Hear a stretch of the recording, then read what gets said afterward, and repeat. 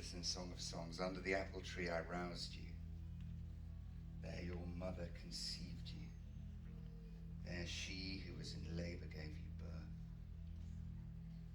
Place me like a seal over your heart, like a seal on your arm, for love is as strong as death, its jealousy unyielding as the grave. It burns like blazing fire, like a mighty flame. Many waters cannot quench love. Rivers cannot wash it away.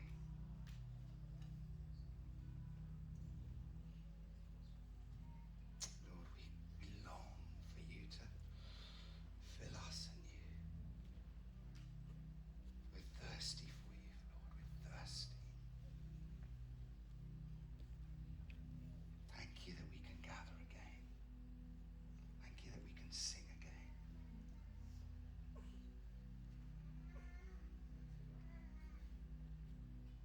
Thank you that you grace us with your amazing presence, Lord.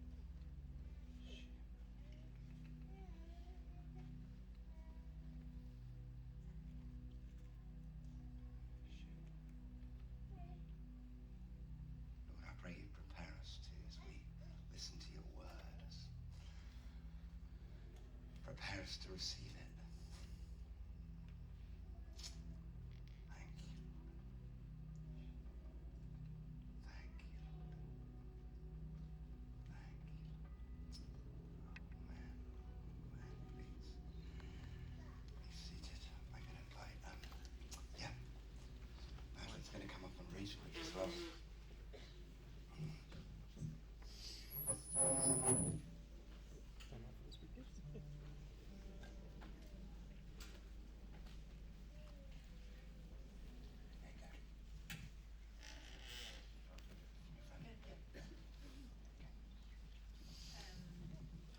Genesis 28 from verse 10, Jacob's dream. I'm reading from the ESV. Jacob left Beersheba and went toward Haran, and he came to a certain place and stayed there that night because the sun had set. Taking one of the stones of the place, he put it under his head and lay down in that place to sleep. And he dreamed, and behold, there was a ladder set up on the earth, and the top of it reached to heaven. And behold, the angels of God were ascending and descending on it. And behold, the Lord stood above it and said, I am the Lord, the God of Abram, your father, and the God of Isaac.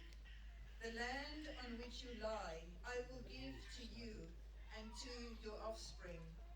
Your offspring shall be like the dust of the earth, and you shall spread abroad to the west and to the east and to the north and to the south. And in you and your offspring shall all the families of the earth be blessed. Behold, I am with you, and I will keep you wherever you go, and I will bring you back to this land. For I will not leave you until I have done what I have promised you. Then Jacob awoke from his sleep and said, Surely the Lord is in this place, and I did not know it. And he was afraid and said, How awesome is this place! This is none other than the house of God, and this is the gate of heaven. Praise be to God. Thank you very much. Great to take that passage as well quickly earlier on about under the apple tree where we experienced the love of God several years ago. So struck by that, we have an old apple tree, and I built a little hut, a prayer hut, which is under the apple tree there. So if anybody over the course of today and tomorrow just really wants to have that sense of being in the embrace of God, why don't you go literally under an apple tree into that little place of prayer. It'll be open all the time for you to be able to do that. Extraordinary thing that happens in the Bible is, particularly if you're reading through the book of Genesis and often in the New Testament as well, So many of the extraordinary encounters that people have with God happen outside. Think about your memory of the New Testament. Think about all the places where Jesus was in a church teaching people. Thought about all of those places? That long list, thought of that? A couple of times in a synagogue, how well did that go? Even when he was in the temple, he was actually on the steps of the temple that are on the outside of the temple. And he said to people, all of these stones will not be laid one upon the other. And it was destroyed, but guess what? The steps were actually carved out of the bare rock, so they're still there. The place where Jesus taught, on the steps, where he said that these stones weren't going to be laid upon each other. Everything else is gone, but the steps where he stood outside and taught his disciples are still there. In the book of Genesis, where Abraham meets with God and the oaks of Mamre, they're still there to this day. The oaks are still there. Has gone. Sodom and Gomorrah have gone, but those outside spaces are still there. And we read this story today of Jacob, depending on which translation, it's Jacob's ladder, Jacob's dream, Jacob's stairway. But it's more than that. It's about meeting with God.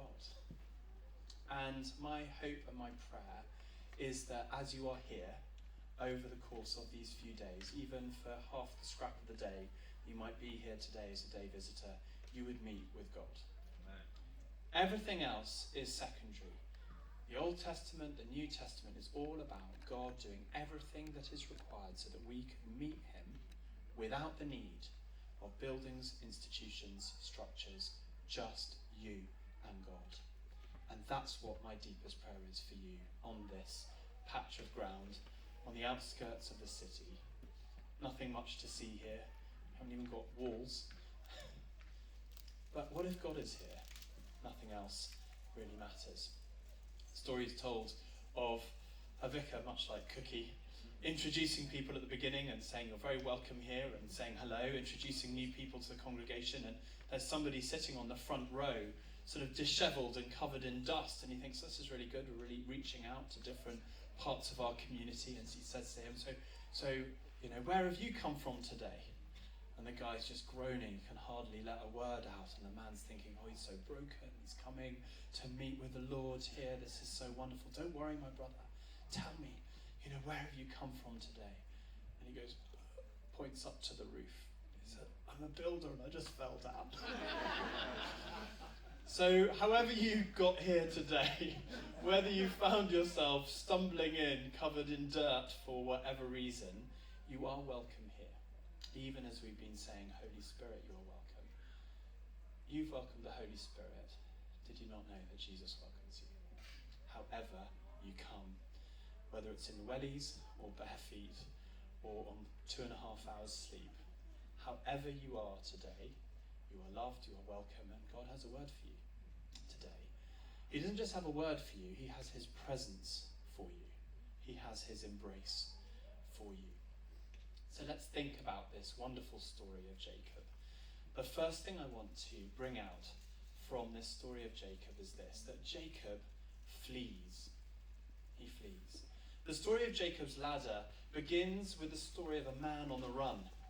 A man who had jeopardized his relationship with his father in the last moments before his death, who had destroyed the relationship with his brother, who had really ruined the relationship that he had with his mother, who was complicit in plotting against her other son and her husband. And we meet him as Esau, his close brother, is breathing out death threats against him. And so he takes his mother's advice and flees. Genesis 27 verse 41. Esau held a grudge against Jacob.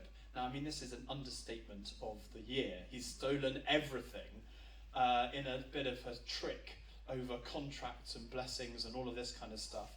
As we moved out of Peckham in the inner city, we lived there for a little while and started understanding a lot of what was going on in the city of London. I suddenly realised that if you steal a car, you get put in prison.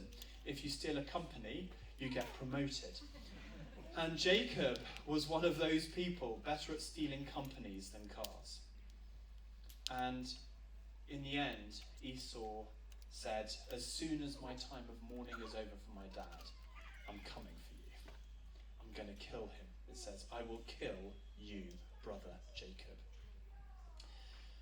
And his mum says, now, do what I say, flee at once to my brother Laban in Haran. Now, psychologists say that when we're at our visceral limit, the real you comes out. We see Jacob here at the limit of who he is, and his mother as well. Psychologists talk about a limbic, and doctors as well, our limbic system in our brain, the kind of very core bit of ourselves, which has that fight or flight instinct. And at the very core of themselves, both Laban and Rebekah, they went for flight, not fight. Run away to the hills, flee away. When he realized what had happened, the person that he was, the relationships that he had destroyed, his friendships, his family, his community, everything that he knew was all destroyed, and he flees. We meet a man on the run. One of the things that happens with trauma, anxiety, stress, at times over the last 18 months, we find ourselves coming back to that fight or flight instinct in each of us. And we think that it's going to lead to lots of people being kinder to one another, but instead we find ourselves fighting or fleeing. And that is the core of what it means to be human, is that instinct for survival takes over in great stress. And that's where we find him. First of all, Jacob flees. I don't know how you found this last 18 months. Many of us have found it to be utterly miserable. Jacob found it miserable. But that's the beginning of the story. It's not the end. It's the turning point. It's not the destination. You might be a fight person or a flight person. This last 18 months may have taken you to your visceral limit. But why didn't you hear to see what God has to say to you? Secondly, as Jacob is here, we see his faltering family and friendships. We see this man who's broken community and relationship. He loses in this story and leaves his family. That's the tapestry, the texture of this story. Quite often we read in the Bible these heroes from their highlights, and we forgot to put them in the narrative context that they're at. You might have read people of sort of great exploits in the past, some great spiritual or hero in the business world or in politics, and you take out their moment of triumph from the moment of turmoil that goes before it. Jacob, let's give him context for a bit, shall we? You see, friendships and community have at least 3 layers. Robin Dunbar, professor of evolutionary psychology at Oxford, says our first level is the inner core of friendships and close family, about 5 people. That's our absolute kind of core. Jacob had lost that as he fled. Many of us have lost at least 1 or possibly 2 of that inner core in the last 18 months, perhaps through death, perhaps people losing their jobs or moving away, all sorts of things, or falling out with one another. That's the first level of friendship. The second is, he says, the next circle consists of about another 10 people, generally known as the sympathy group. This includes the 5 or so of your inner circle, and then about another 5 or 6 as well. All of these, he writes, are the people whose death tomorrow would seriously upset you. But to keep somebody in this circle, you need to see them at least once a month. Jacob lost all of this group also. In the last 18 months, most of us have not been able to maintain that second layer and group of friendships, and it has affected us more deeply than we realised. It's in this space that we understand and experience kindness and sympathy. And without that group of friends, without that second layer of friendship, we begin to see the world and experience the world as an unkind place. And the third type of friendship is a kind of proximity, incidental, looser type of friendship. Amanda Mull, a journalist writing at The Atlantic, on the changes of friendship during the pandemic comments that the pandemic has taken away many of those incidental friendships and relationships, perhaps work ties as well as our strong, some of the other strong ties we've got, work colleagues, friendships of people around the corner from us, the social interaction of our village or our neighbourhood, our town or our workplace, for many of us, church life as well. We just haven't been able to maintain that layer. Chatting changes when we go online and somebody's in charge and tells us when we can and can't speak in Zoom. It's not the same in a family or in chatting at the end of church or beginning of church or at the water cooler. Somehow it's become scheduled as a task. You used to bump into somebody and now you're saying, let's schedule a Zoom in 2 hours from now, or like a day and a half. I mean, what has that become?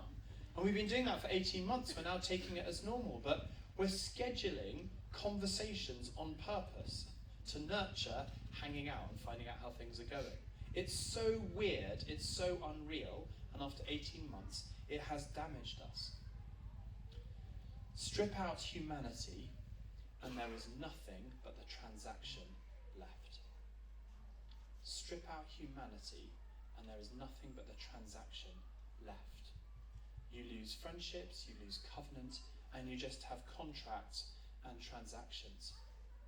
That's what Jacob had done, you know. He was a classic modern managerial type. He saw the moment, he lived for the deal. He saw that he turned his friendships, his family, his father, his brother, into a transaction. And as he diminished them and turned them into a business relationship, he ended up, as Jesus said, you can gain the world and lose your soul. He lost his soul in that moment. In that moment of horror, he had treated his family and friends as a contract, as a transaction. And he was broken as he fled. It's like giving somebody at a barbecue, we're in barbecue season now, giving them a chicken drumstick that you've taken all the meat off. It's just that little bit of a bone there that holds the structure together, but all the flesh has gone, all the tasty bits have gone. Jacob's experience of family and friendships and relationships had been stripped of the tasty fleshy bits, and it was just the structure, the underlying structure remained.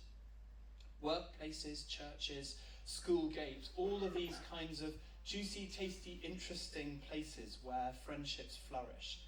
They help us find our sense of self in community and in relationship with others. The West is famously unable to see the self in relationship to other people. Most other parts of the world, they have phrases that say, I am us, or I am you. But we don't have a good dialogue, a good set of vocab for that. And as our society has said, let's just go for business and the nuclear family, we've ended up, suddenly to our horror, realizing that we had lost something that we didn't value or treasure, but was potentially worth more to us than our jobs. And maybe we, like Jacob, have had that moment of horror. We've turned everything into a transaction. But I am now empty on the inside. Most close relationships require face-to-face contact and hanging out. Without this glue, they become unstuck, and friendships can wither and die. On this farm around here, we have all sorts of lovely fruit trees. And one of the things that happens with fruit trees is they can have a really bad drought, 1 year, 2 years in a row, and then the pests come, and the third year they die. What tends to happen is that they wither, and then a small pest or a bug comes along, and it just doesn't have that resilience left. And it may well be that many of you have been experiencing, as we come through now 18 months, a sense of drought, and now a small thing that you would have just shrugged off 2 years ago, a small little moth, if you like, or a little caterpillar, that if you were a fluffy, bushy apple tree, you wouldn't have had, you were just like, don't care, who minds about losing a leaf or two, not a big problem. But after 2 years of drought, after this sort of withering of our friendships and our networks in order to survive, we find that smaller things are affecting us more deeply than they did 2 years ago. Maybe that's how You can relate to Jacob. I certainly can. And so we get to the third stage. Jacob falls. And we read that he's going on this journey, and he goes all the way through the day. It's a hot climate. He's a sort of a desert traveller. That's his sort of family background. They were a kind of hunter-gatherer type of people. And they go, and then he walks all the way. He is fleeing. He is running as far as he can possibly get until it gets so dark he can't see his feet in front of him. And then where does he go to the night? To go to spend the night? Does he go off to a nice Airbnb? No, he doesn't. Does he go glamping? No, he doesn't go glamping.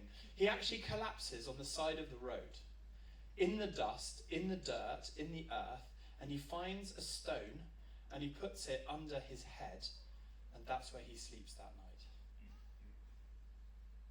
That's where he sleeps that night. Collapses on the side of the road when he cannot go any further. He just collapses where he is, with his head on a pillow. That is somebody who has fallen and fled and failed. This, though, is the moment that we meet Jesus. This is the moment where we find out what Christianity is actually about. When everything else fails, this is when we find out what grace is, when we have nothing else of ourselves to give. And we may have had the wonderful superstructure of great church, great environment, great family, fun, wonderful job, nice roof over our head. But as it starts to crumble and fall, as we relate to the story of Jacob, this is where he meets God. But he falls down first, physically, emotionally, psychologically, wrung out, in the dust, in the earth. Now I want to tell you a little story about a country. Once there was a country where none of the people ever lifted their heads. They always looked downwards, just in front of them. Yet despite this, every person in the country was always searching for the highest tower in the world. Of course, nobody ever found that tower because they were looking down at their feet. So they were a restless and unsatisfied people, always searching and moving about. And every day you could see them walking up and down all the winding roads, following maps and arguing with each other about how to find the tower.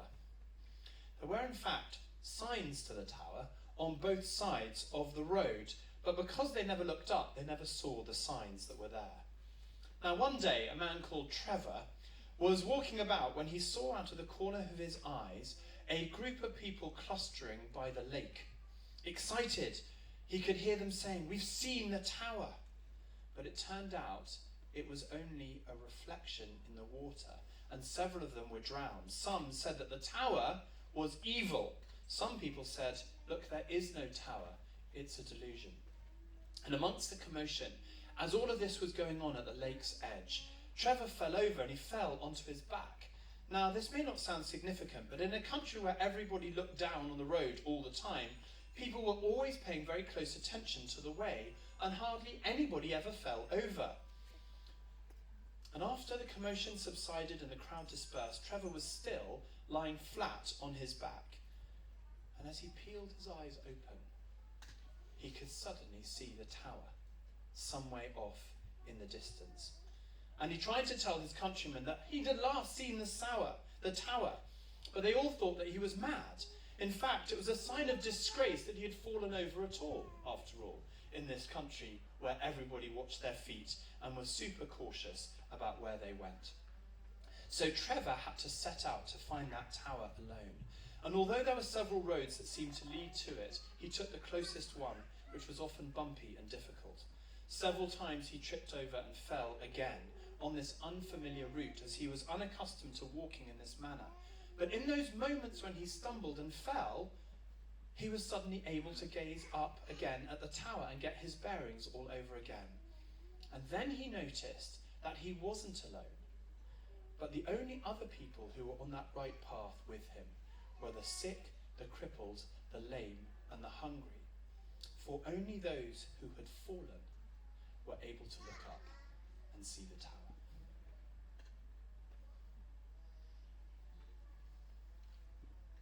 When you fall, that's when you see God. when you fall, not when you succeed, when you stumble, you start to look up. And so the fourth thing we see, when Jacob has fallen, when he is there, exhausted on the side of the road, what happens? He looks up. In his dream in the middle of the night, God opens up to him heaven and earth, and the angels rising and falling on this staircase and on this ladder. And the Hebrew's really quite cool here, because although in our imagination and even in some of these translations it says that God is at the top, above him, above the ladder, actually in the Hebrew it doesn't say that it's the ladder that he's above. It potentially implies that it's Jacob that he's above. In which case God is not at the top of the ladder, he's at the bottom of the ladder. Jesus, pre-incarnate Christ, comes and meets Jacob in this dream. God comes down into the dust, which later on he will do in his incarnation and in the cross. Later on, the ladder will not just be a dream, it will be a wooden cross like this, that the angels of heaven come up and down in order that you and I can hear God bending down in the dust and whispering into our ears and saying, I love you. I love you. Jacob, James, Jemima, Claire, I love you. God comes down to you in your dust, in your brokenness, in your fallenness. So your friendships are busted. So your relationships are bad. So you have lost a loved one. It's the time to realize what it was all about in the first place. Jacob left Beersheba, he set out, and there above him stood the Lord and said, I am the Lord, the God of your father Abraham and the God of Isaac. I'm your family.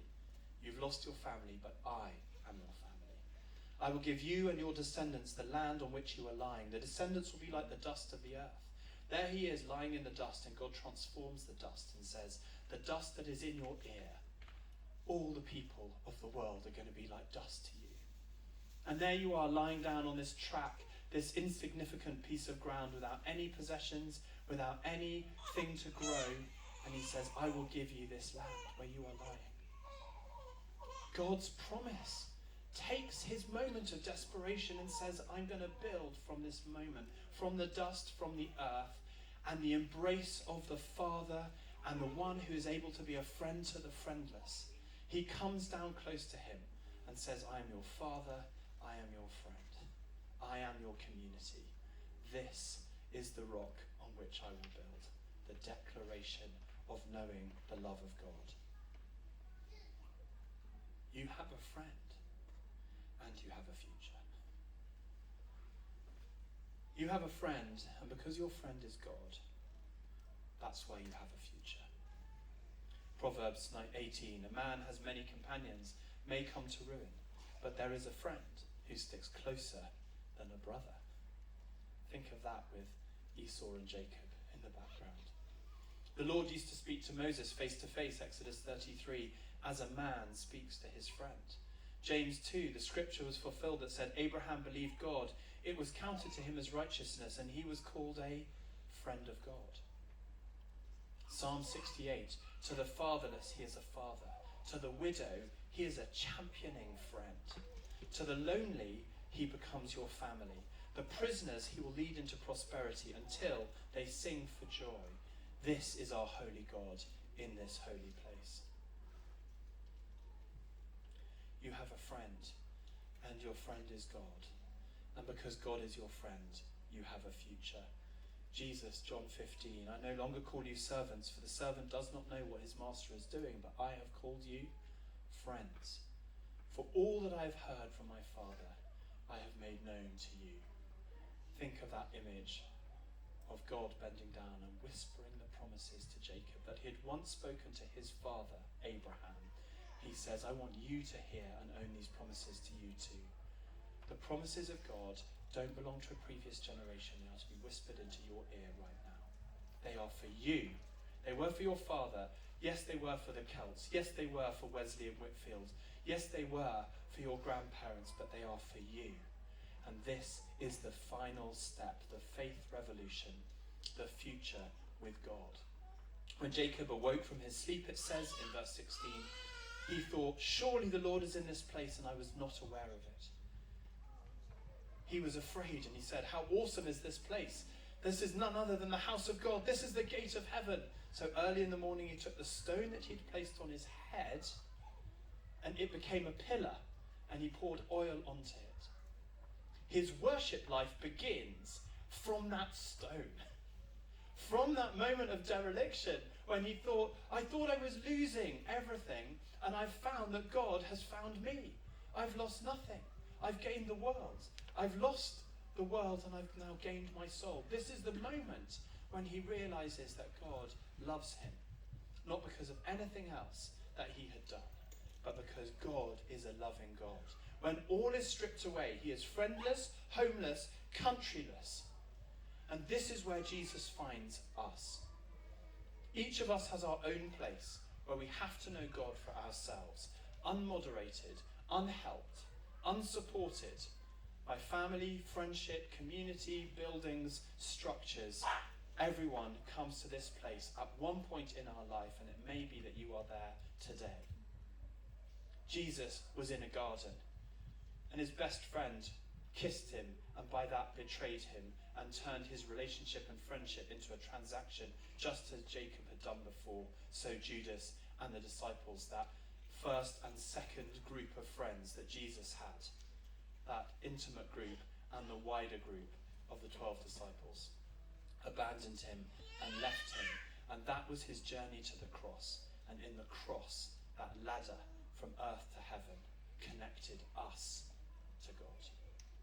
So this is no longer a story of history of Jacob. Because of Jesus, this story is yours and it is mine. I was 11 years old. I was at a boarding school in Oxford. I just received very distressing family news. I was feeling utterly down and abandoned. And I remember trying to find God in a chapel building that morning, filled with organ music and wooden pews. And in the din of the noise and the ritual, I still felt utterly bereft. My family had failed me, but perhaps God might not. So the next morning I did what every sensible person would do. I put a sleeping bag and a small prayer book into a leather rucksack and a marmalade sandwich, and I ran off into the countryside away from my boarding school where I was. And I sat in a field by Cutslow on the ring road of Oxford. It's not very far, by the way, if you know, because I was from Summertown to Cutslow. It's about a mile. It felt like a long way to me. But I was 11. But I think that was the day when I think that I knew God was there for me. And that spot became holy to me in that day. I know exactly where it is to this day. I know, I can see it in my mind's eye. God met me and found me. You may have felt exiled this last 18 months. From church, from buildings, from close friends, from family members. You may have lost so much. Your close, your medium, your far connections. You may be exhausted. Your workplace, many other things have been destroyed. And now, after years of playing the games of life, it's time to be real. My prayer is that here, on the side of a road, a little dusty track, it may not be that you sleep with a stone under your head, but perhaps a lumpy pillow, if you're lucky, and a squashed airbed. Maybe not a pillow, but the fragility of a tent and the lumpy ground beneath you. But Jesus is here. He is beside you now. God is here. The holy place is the place where you experience the embrace of God. The great revivals of England, of Wesley and Whitfield, was only when they escaped their buildings and went out into a field that they realised what it was all about. The Celts, when they were trying to plant churches, you know what they did? They got a wooden stone, turned it into a cross or a piece of wooden cross, and they put it in the footpaths where the two footpaths crossed, and they said, let's meet here at 11 a.m.